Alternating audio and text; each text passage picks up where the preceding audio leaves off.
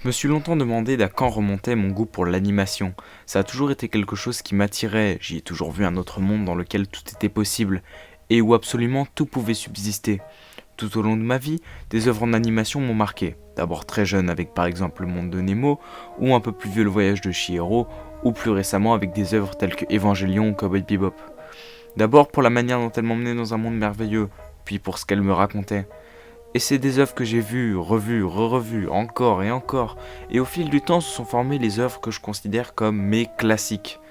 Et si j'en reviens à ce que je disais au début, j'avais du mal à comprendre d'où me venait cette passion, jusqu'à ce qu'un jour je me décide à revoir un film dont je n'avais presque aucun souvenir. Aujourd'hui, je vais vous parler d'une œuvre qu'on pourrait qualifier de maudite, Le Roi et l'Oiseau, de Paul Grimaud.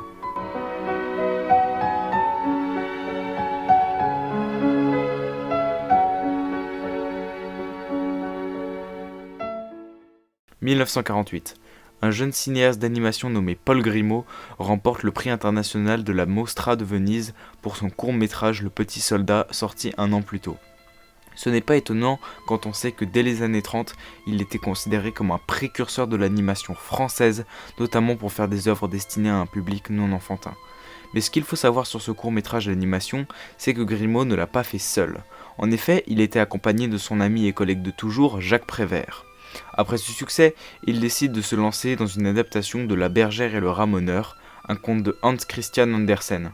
Cette production se fera au sein du studio Les Gémeaux, et à force que l'ambition autour du projet grandisse, il fut décidé que ce film sera un long métrage, chose qui n'était encore jamais arrivée dans l'animation française à l'époque. Le film est doté d'un budget colossal et des moyens humains comme on n'en avait jamais vu à l'époque. Tous les moyens techniques du studio sont alors mis au service de l'ambition des deux bonhommes. Mais malheureusement, tout ne se passe pas comme prévu. À cause des problèmes de budget et de différends artistiques, la conception du film s'arrêta brusquement. Le film est finalisé par André Sarut et est tout simplement nommé La Bergère et le Ramoneur. Le film est présenté à la Biennale de Venise et reçoit le Grand Prix. Le film sort alors en 1953, pas fini. Paul Grimaud et Jacques Prévert vont désavouer cette version et le film sera un tel échec commercial qu'il va mener à la faillite du studio Les Gémeaux. On peut dire qu'on est très loin de l'ambition de base. Mais tout n'est pas perdu.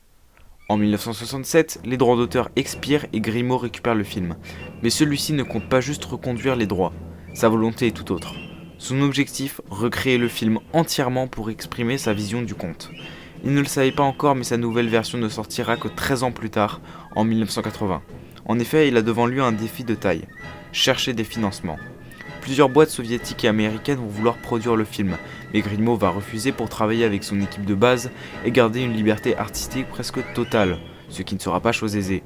Il déclare lui-même « On dit que j'ai mis 35 ans pour faire Le Roi et l'Oiseau, en réalité j'ai mis 5 ans pour le réaliser et 30 pour trouver le fric ». Il a cherché le fric tellement longtemps que le film reprit sa conception en 1976, où il retrouve Jacques Prévert pour bosser sur le scénario de cette deuxième version du film. Mesdames, Messieurs, bonsoir. Jacques Prévert est mort cet après-midi dans sa propriété d'Aumonville-la-Petite, dans la Manche. Il est mort à 77 ans des suites d'un cancer du poumon. Malheureusement, ce dernier meurt en 1977 alors que tous les fonds ne sont pas encore récoltés. C'est la même année que le développement du film démarre réellement. Celui-ci contient 40 minutes de la première version mais retravaillée et 45 minutes de nouvelles séquences. Et après un processus créatif chaotique, le film sort en 1980 sous un nom que vous devez certainement mieux connaître. Le prix Louis Deluc, décerné aujourd'hui au film Le Roi et l'Oiseau, un dessin animé de Paul Grimaud, qui n'a pas encore été projeté dans les salles faute de distributeurs. Le film n'a même pas encore de distributeur qu'il est déjà récompensé du prix Deluc, une première pour du cinéma d'animation.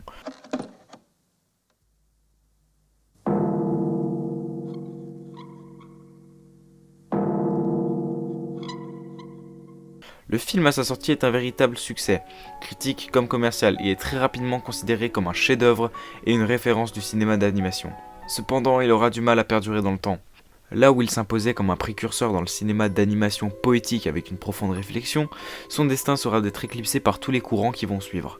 Le marché de l'animation sera occupé en grande partie par deux studios, Disney et Ghibli, et les deux vont éclipser Le Roi et l'Oiseau indirectement. Disney va nourrir le marché de l'animation enfantine entre guillemets. Bien que Le Roi et l'Oiseau soit très grand public, si tu veux faire rêver un gosse, tu choisis plus facilement La Petite Sirène, et pas forcément à tort si vous voulez mon avis. donc le film ne va être que très peu montré aux nouvelles générations dans leur jeune âge. Mais pour ce qu'il s'agit du studio Ghibli, si vous connaissez un peu l'histoire de ce film, vous avez certainement dû tiquer sur un truc. Lorsque j'ai parlé de La Bergère et le Ramoneur, il y a quelque chose que j'ai volontairement passé sous silence. Parmi les personnes qui ont pu voir cette version, il y avait 2 personnes que vous connaissez sans aucun doute, Hayao Miyazaki et Isao Takahata. Et il faut savoir que c'est en voyant ce film qu'ils ont eu un déclic et qu'ils ont trouvé leur vocation dans l'animation. Et c'est bien ce film en particulier qui les a motivés, car ils ont découvert à travers La Bergère et le Ramoneur que l'animation pouvait être autre chose qu'un divertissement pour les enfants, et qu'elle pouvait apporter de vraies réflexions et tenir un propos fort. Et si je vous dis ça, c'est parce que, au-delà d'avoir convaincu Miyazaki et Takahata de se lancer dans l'animation, les films du studio Ghibli ont en eux l'héritage du Roi et l'Oiseau. Ils n'ont pas arrêté de le citer comme leur référence ultime, on le ressent plus ou moins directement dans leurs films avec leurs propos. Donc les films du studio Ghibli vont être ce qui est le plus logique à consommer en ce qui concerne l'animation pour des esprits plus matures. Donc les générations plus âgées se dirigeaient plus vers ces films-là qui étaient en plus beaucoup plus avancés techniquement parlant. Ce qui fait qu'un film reste dans l'histoire, c'est en grande partie parce qu'il est universel et qu'il passe de génération en génération. Là, le fait d'avoir été un précurseur du cinéma mature et malgré tout être très grand public, ça a tout simplement condamné le film à un oubli presque total, à un point que le film a failli être perdu à tout jamais.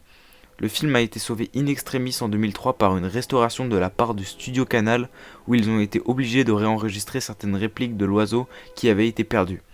Et c'est 18 ans plus tard, en 2021, que je me suis décidé à revoir ce film. Le film se passe dans le royaume de Tachycardie où règne Charles V et 3 font 8 et 8 font 16. Il s'agit d'un tyran narcissique qui oppresse tous les habitants du royaume. Chaque nuit, ses œuvres d'art prennent vie et communiquent. Parmi elles, 2 tableaux, une bergère et un ramoneur. Alors que ces derniers sont amoureux, le roi décide d'épouser la bergère, donc ceux-ci décident de s'enfuir et un jeu de chat et la souris va s'installer entre les policiers du royaume et la bergère accompagnée du ramoneur. Mais en réalité, la vraie opposition est celle entre la vision du roi et celle de l'oiseau, d'où le titre du film. L'oiseau représente la liberté, et le royaume est comme une cage dans laquelle l'oiseau est enfermé à cause du roi. Et c'est pas une métaphore tarabiscotée que j'invente, le film cache des dizaines et des dizaines de doubles sens poétiques, et il y a quelque chose sur lequel je m'étais pas attardé réellement pour pouvoir en parler maintenant. Le film est tout autant celui de Paul Grimaud que celui de Jacques Prévert. Si vous ne connaissez pas cet homme, il s'agit d'un poète extrêmement connu et reconnu pour ses talents dans la discipline. Un jour, disons que grâce à Jean Orange avec qui j'étais, il m'a présenté Jacques Prévert et puis depuis Jacques est devenu mon frère. Ils rencontrent Paul Grimaud dans les années 30 et vont collaborer pendant 35 ans. Le Roi et l'Oiseau est un film qui est basé sur ces textes poétiques et qu'ils vont réaliser ensemble de A à Y étant donné que Jacques Prévert est mort avant la fin de la création du film, bien qu'il ait continué à travailler dessus jusqu'à son dernier souffle. Chaque scène possède un ou plusieurs sens cachés, ça en devient fascinant en regardant le film de tenter de comprendre ce que nous dit Prévert à travers les images. Chaque visionnage ne rend le film que plus passionnant tant on se surprend à saisir des sens qui nous avaient échappé auparavant. Si avec ce que je vous disais avant, vous vous attendiez à un film qui possède un scénario de malade, vous allez être déçu. Le scénario est très simple, voire basique, mais celui-ci sert un fond qui est beaucoup plus grand que ça. Le royaume est plongé dans un ennui, une lassitude, quelque chose de vide. C'est quelque chose d'extrêmement appuyé par l'ambiance globale du film et surtout l'ambiance sonore. Le film est réellement silencieux, à tel point qu'il en devient vraiment pesant, et ce n'est pas un sentiment d'insécurité qui s'en dégage, loin de là, mais une tristesse infinie. Et bon, les silences, ça a beau être quelque chose, qu'en est-il de la musique ? La bande originale de La Bergère et le Ramoneur a été à l'origine composée par Joseph Cosma. Prévert et Grimaud ne vont pas rester sur ce choix pour le développement du Roi et l'Oiseau. Ils jugeaient la composition fainéante et presque intégralement composée de remplissage. Leur choix sera finalement porté sur Wojciech Kilar, un compositeur polonais. Grimaud lui conféra cette tâche 6 mois après la mort de Prévert. Cependant, celui-ci respecte les travaux de Cosma et garde néanmoins certaines de ses compositions dans le film. Celui-ci a une liberté totale sur ses compositions, il déclare. Paradoxalement, Paul et moi n'avons jamais parlé de musique, je ne lui ai jamais soumis une seule maquette. À aucun moment il m'a dit « je souhaite tel type de musique, tel type d'orchestration ». Il m'a seulement laissé ressentir le film de l'intérieur, ce qui était la meilleure solution car, quoi qu'il arrive, les images du Roi et l'Oiseau appelaient d'elles-mêmes un certain climat, une certaine forme de musique. Honnêtement, de tous les moves qu'ils ont pu faire, comme vouloir garder à tout prix leur liberté artistique quitte à galérer 50+, ou même encore tout simplement avoir voulu refaire le film, c'était sans aucun doute le meilleur choix de tout le processus créatif. La bande originale est fabuleuse, incroyable, magnifique, chef-d'œuvresque. Les mots me manquent pour décrire un tel sentiment. Le thème principal est parmi les meilleurs que je connaisse dans des fictions audiovisuelles. La mélodie est belle, à la fois joyeuse mais aussi teintée d'une certaine mélancolie. Je dois vous avouer que décrire cette émotion aussi particulière est extrêmement difficile.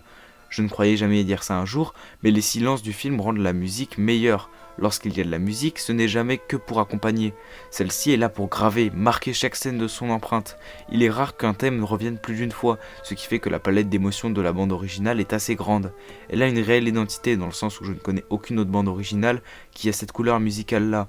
Honnêtement, je pourrais en parler pendant des heures. Le film est tellement génial, puissant, émotionnel, beau, poétique, réfléchi, travaillé, parfait. Je ne vois vraiment rien à lui reprocher si ce n'est son scénario un peu en retrait. Ce film a quelque chose de magique que je ne comprends pas et que je ne veux pas comprendre. Ce n'est pas de la nostalgie. Bien que j'ai énormément regardé le film étant petit, je l'avais quasiment intégralement oublié, donc rien ne m'évoque des souvenirs en particulier. Il est la preuve que l'émotion peut aussi passer par le sous-texte, la scène finale étant l'une des scènes les plus puissantes que j'ai pu voir dans toute ma vie. Le personnage de l'oiseau fait aussi partie de mes personnages préférés de tous les temps, par ce qu'il représente et par ce qu'il incarne. Chaque revisionnage est meilleur que celui d'avant, et me transmet de nouvelles émotions par les nouveaux doubles sens que je ne saisissais pas avant. Tout dans ce film me renvoie une vague émotionnelle que peu d'œuvres ont réussi à m'envoyer. Vous avez l'habitude de m'entendre très élogieux dans mes vidéos, mais j'insiste particulièrement sur cette œuvre et pour une raison qui est toute simple. De toutes les œuvres d'animation que j'ai pu consommer dans ma vie, Le Roi et l'Oiseau est de loin ma préférée. Merci Paul Grimaud, merci Jacques Prévert. C'était Kenya, à la prochaine.